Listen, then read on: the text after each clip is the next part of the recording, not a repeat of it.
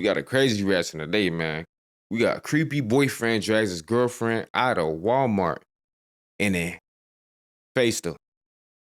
Did it to her right at the Walmart, bro. Why he did it? Was she cheating? You feel me? Did she give up the low? Was she messing with the ops? Let's find out, bro. He looked at me and said, "We gotta kill the rest of them." I looked at him and said, "You're stupid." 911, where you say? We needed an ambulance and a cop at the Travel Lodge on Harbor Road. My friend was just shot. A chilling 911 call. 3 girls kidnapped, 1 murdered. He told us to sit down, so we did. And then he put out a book bag. The book bag had bullets, guns.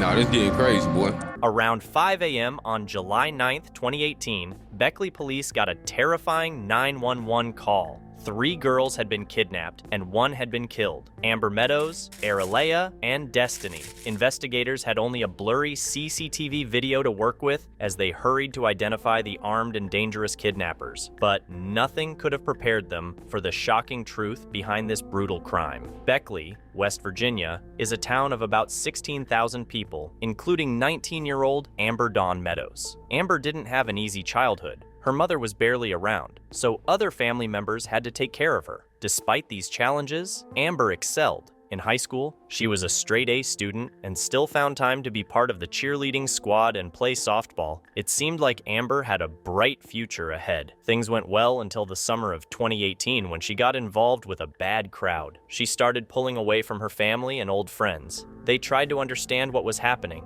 but their efforts didn't work. They could only hope Amber would come back to who she used to be. But by then, it was already too late. The drug done got a brain already. It was over with. 911, where you say? Yeah, We man. needed an ambulance and a cop at the Travel Lodge on Harbor Road. My friend was just shot. She's laying in the floor in room 48. I'm not sure if she's still alive or not. Me and my friend escaped. We've been held hostage. The call came in around 5 a.m. on July 9th. Just minutes later, 2 officers from the Beckley Police Department in West Virginia arrived at the Travel Lodge Motel. When they entered room 48, they were faced with a horrific scene. The first room was completely trashed. Chairs were broken, doorknobs smashed, and lamps shattered. But what awaited them in the second room was even worse. There, they found the lifeless body of 19-year-old Amber Meadows lying face up. Forensic teams started gathering evidence from the scene. Among the items they collected were beer cans, cigarette butts, and leftover food, all swabbed for possible DNA. They also found something unusual, a divider used for ammunition packaging, and a bullet lodged in the doorframe near Amber's body, likely from the gun that killed her. In the motel's nearby parking lot, they discovered a blood-stained white hoodie, which 2 witnesses said belonged to one of the suspects. The detectives noticed the motel had several CCTV cameras and asked the manager for the footage. Unfortunately, all the cameras were inactive, which was a major setback for the investigation. The manager did hand over the ID used to book the room, but this also led nowhere, as the detectives soon learned the ID had been stolen just days earlier. With more questions than answers, the Beckley Police Department turned to the 2 surviving teens for help. Their information would be crucial to solving this disturbing case. Well, like I said, we're investigating what happened this morning, and I know it's obviously difficult for. Don't lie, boy. You don't say too much, boy, but I can learn from them smackers right there, boy. Oh my, these everything that hotel, outside, shit, mud, it kept dropping off, motherfucker, boy. Yeah. But to your best, of your ability, can you tell us what happened from the start to up until the finish? We were sitting at the gas station, and What else she happened? was trying to get in and out of her phone because none of our phones work. She said she had to use the bathroom, so she walked in, and she was in there for a minute. And we were just sitting in the car waiting on her. And then I just see 2 guys come up at our door. And I guess they were with They were who? Laquan. Who Laquan? Laquan. At 12:34 a.m. on July 9th, while the girls were hanging out, Amber needed to use the bathroom. She drove to a nearby gas station to use the restroom inside the store. Amber was expected to return immediately, so the others waited in the car. While they were parked in the gas station lot, a red SUV pulled up and parked next to Amber's car. 3 black men and 1 white man got out of the SUV. The white man went directly into the store, but the other 3 headed toward Amber's car. One of the black men opened the car door and angrily demanded to know where Amber was. Aralea instantly recognized him as Laquan and was terrified because she knew him to be dangerous. And I've been telling her for days, like, not to mess with him, because I know his past, I know his history, I know all about him. I grew up around him. He's not a good person. He made his friend get in the back seat with me, and he had a gun. Despite being told Amber was in the restroom, Laquan entered the store to get her. This made the girls realize something was off, but they weren't sure what. Laquan briefly looked around inside the store before entering the women's Shit, the pose wasn't enough? I thought I would, shit, that's enough for me. restroom. Moments later, he came out with Amber. Laquan quickly began pressuring the girls to follow them back to their motel. It felt threatening, though it was framed as an invitation to stay and freshen up for the night. The girls were outnumbered and knew the men were armed, so they didn't feel they had any real choice but to agree. Before everyone got into their cars, Laquan, the one who had gone to call Amber, switched hoodies with another guy. He also had one of the men, Tyreek, ride with the girls to ensure they didn't try to back out. As Amber was about to drive off, Laquan was seen angrily pointing at her, likely threatening her to do as she was told. Amber responded by reversing her car and lightly bumping into Laquan, not once, but twice. After more shouting, Amber gave in. The men entered the red SUV, and both cars left, with Amber's car leading the way. Even though the situation was tense, Aralea and Destiny hoped things would be okay, but their hope didn't last long. They made us go to the Travel Lodge. He was acting like everything was fine. I mean, they were getting along at first.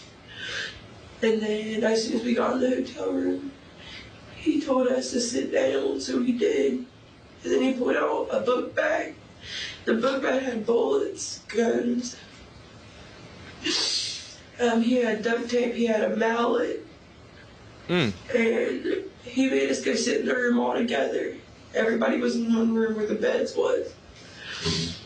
Well, they were all joking and all fine, and then I heard him and Amber arguing in the bathroom. He broke the little light on the side. He broke that where the lampshade is. He broke the doorknobs off the door. He made her sleep in the bathtub. And all of us said, like, I had to use the bathroom, so they made us go into the other room. The girls explained that once they were in the motel room, Laquan's behavior changed drastically. He became aggressive, ordering one of the men to guard the door and ensure no one left. His violent demeanor made it clear that he was willing to kill Amber, and possibly them too if he didn't get what he wanted. Meanwhile, back at the crime scene, as the police were taking statements from the girls, detectives found a wall. This man did all that to steal some unani? Nah, this nigga was beyond desperate, bro.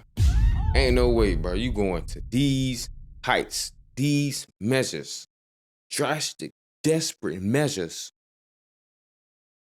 Ain't no way, bro. Walmart receipt for ammunition purchased the day before. Can't believe this receipt would later play a key role in helping the detectives piece the case together. He made us go in the other room, and I went to use the bathroom. All you could hear is them, like, it got real quiet for a second, and then all you heard the gunshot. When you heard the gunshot, it was just Amber and Laquan in the bathroom. When you heard the gunshot? Well, she was laying in front of the mirrors, so they must have came out the bathroom. But back in that area, it was just those two back there when you heard the gunshot. I heard a gunshot. So I was hurrying up putting my pants back on, and he was trying to open the bathroom door. He was like, she shot herself. I knew she. Y'all think they part of the situation, bro? Cause somebody dropped a low. I think they might, I don't know. Somebody might be in on it, bro. Cause, bro, they just pulled up to the gas station. I'm thinking there was somebody at the gas station. Somebody knew she was down there in the bathroom. They talking about a white dude pulled up and the 3 hopped out on her whip. Like, nah, they ain't just conveniently pulled up to the gas station. It wasn't nothing random or nothing like that. One of them females dropped the low. It might have been Amber herself, but Man, it's a crazy story right here, man. Crazy world. She wouldn't have done that. She was so scared that she was going to die that night. And then after that, he started getting all this stuff, and everybody, all the guys were gone. They left him, and he walked around the door when we did. Me and Destiny just went straight out the car and went straight over across the street to call 911. Destiny tried telling the woman at the hotel desk to call 911, and she wasn't comprehending. And then after that, we just waited for y'all and walked back over.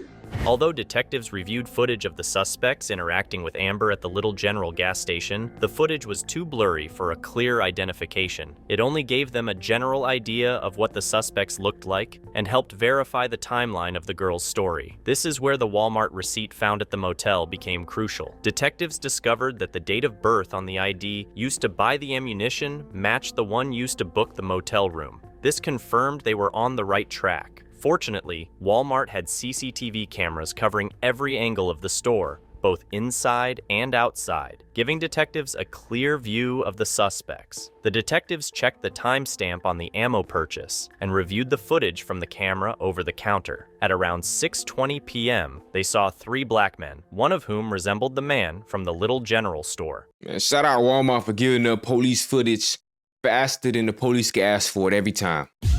Like, what y'all be doing, Walmart? Y'all know y'all ain't gotta, come on now, what y'all doing, bro?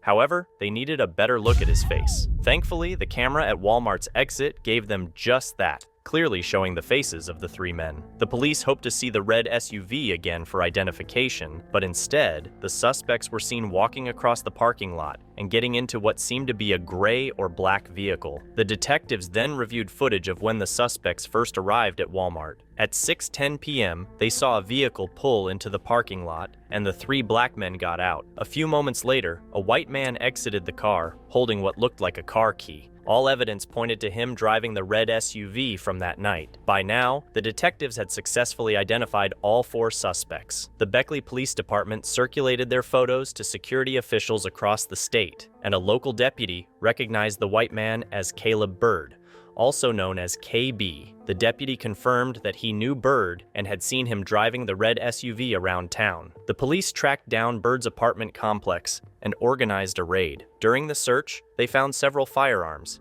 including 2 with green lasers, matching the weapon description the girls had given. Although Caleb wasn't home, he lived with his father. The detectives advised his father to convince Caleb to turn himself in, and he did. And fast forward, they're with me, and we pull up at the gas station, and she... You know he would. Come on, Caleb. Why wouldn't Caleb turn himself in and listen to his father?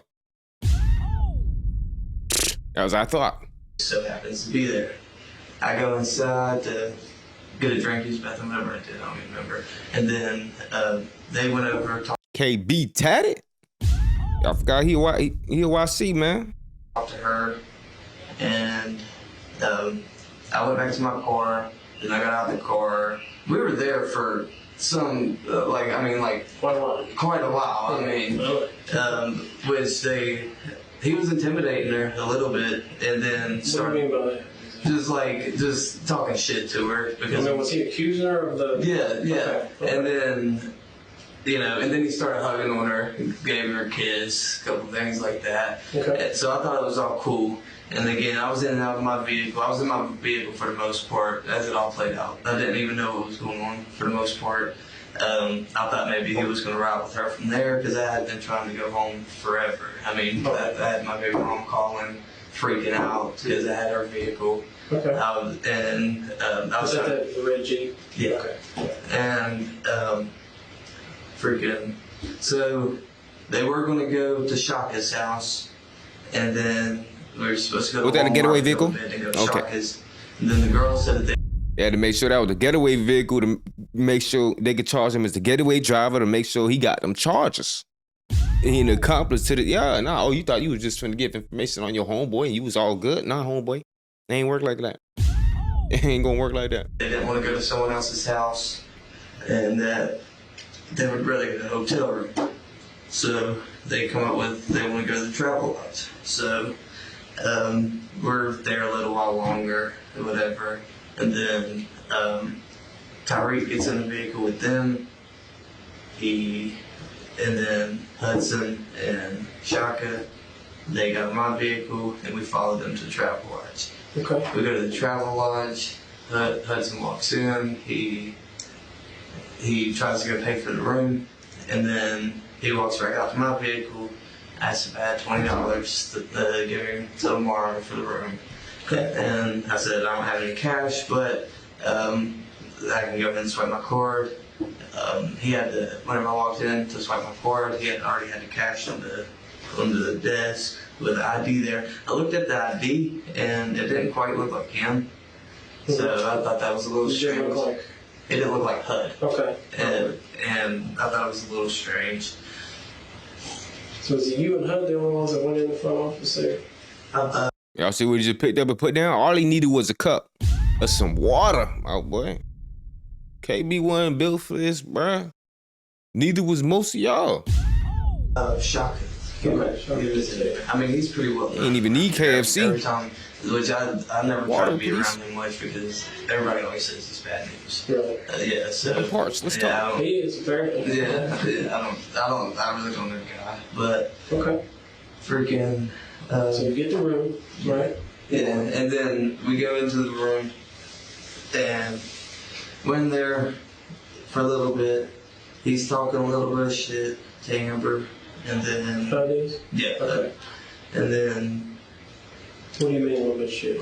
just talking shit. I mean, just flashing guns at him and all that good stuff. What's he talking about, man, at this point? Good Just stuff. talking about that the drugs being. Oh, you want the being charge. taken. I mean, at this trying point, to obviously intimidate she her. did. Yeah, Okay. trying to intimidate her.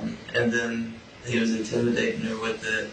How's he doing that? He might have been messing with. He was messing with her. See, cause That boy really snitched on his best friend after helping that boy catch a body. And dropped all four, everybody name who was in the whip with them. Yeah. KB. Don't go back to the hood after this, KB. I didn't think he was being serious. I thought he was just playing around with her at the gas station. And because they started hugging up on each other and stuff. You know what I'm saying? Yeah. So I was like, okay, whatever, maybe they're hanging out or whatever. I normally don't ask too many questions. But It sounds like things kind of changed at the hotel. yeah, yeah, it was just like a complete different environment at that point. After, I guess, he got whatever he wanted. But Well, you said he was intimidating her with the hammer. How was he doing that? What was he doing? he was saying he was gonna hit her with it, and then he started, like, I was in the living room area of the hotel for some time. That what you said? And then I heard shit start getting hit. He hit the lamp. And then I was like, bro, chill out. You know, my car's on this room. You know what I'm saying? Yeah. And that was another thing that kept me there. I was trying to make sure that the room was ready so my car didn't get charged for it. Yeah, that's gonna be on you, I'm sure. Yeah, well, I ended up blocking my car the next morning so that they get charged for the damages. But Yeah. freaking, The damages of what? The body? Yeah, bro. You accomplished, bro. Your dad set you up. He should have sent you in with a lawyer. But he just really sent you in because he's like, nah, we don't need this thug here anymore. This thug is not trying to go to Harvard like we set up for him. Y'all remember the little Mabu video? You feel me? That boy be code switching. Soon as he leave the crib, he a thug. You feel me? That boy left the crib with a tie and all. Soon as he walked out the door, he sagging and all. Tie missing, all that. He got polo. Shout out Lil Mabu. but yeah, and then he had her, like, they were talking in the bathroom for a little while. And then, like, it was just like a roller coaster the whole time. It was up and down, and him being mad, him being okay, him being mad, him being okay. Really? I mean, he was intoxicated. He was drinking more, and then smoking a little bit of weed. Yeah. But he don't do any drugs or anything like that. But he's just. Or you said at some point he goes to the bathroom to get his gun, and you're saying it's not loaded, and he says it is loaded, and then you said you heard the shot. No, yeah, that's because that's whenever everything happened. Where were Tyreek and Shaka at that point? Both. But that boy looked just like Lil Mabu. That means Where I mean, were they like where you're at? Like you said, you were like right here, over there. I think Shaka might have been. All right, so I mean, you saw the room, I'm sure. So I mean, that's the bathroom, right? Okay. Yep. And then she is standing right there, leaning on the wall, right at the bathroom, and then he's over to the, I guess, right hand side of her. Well, no, yeah, he might have been standing somewhere else. Yeah, you should have never showed the tattoos, bro. You had the sleeve shirt on. You was on the right path. You should have just went ahead and portrayed this image. You're done. At first, but then he goes. You wanted to be a thug? You getting charged as a thug? Come on now. Don't run now. You a thug. Remember? Come on now. Came to the bathroom because he said, "Where's my gun?" Because I was a little bit closer to the door to the living room at the time. Okay. And then I started walking over. I was kind of trying to look for him, and then she said it's in the bathroom. And then that's whenever he picked it up. And then about that time, like I said, she was standing about right here. Was she facing you or facing away? Or she was like facing me. I believe we may have even been talking. Okay. Because I was trying to calm her down. Because every time she got upset, he got mad at her. Okay. So I was trying to talk to her throughout the night, like, you know, calm down, you're going to be okay, and stuff like that. Just trying to talk her down. And so you admit y'all was holding her hostage? Oh, you gonna be okay? Just chill. We ain't done here. We booked all night. You here all night. Like, what you mean by that, boy? We here till you done. Back in the booth. I lost my dogs, I kill. If I get a chance, I'ma shoot. Bye, bro, I crash. Broad day, you know, man, so I'm telling the truth. Ain't no therapist can relate to me, it's why I put my pain in the booth. No, I'm really coming from poverty, borderline, I ain't have no rule. I will hit a list for real, they get fun by trying to learn how to spoof. Fuck around, find who spoof it back, that spoof where I got spoofed. They asked about Robert, did a lot of it. We was the first young niggas with counterfeits. So my bro, I'ma make it, can't lie to shit. Won't never chat much about a lot of shit.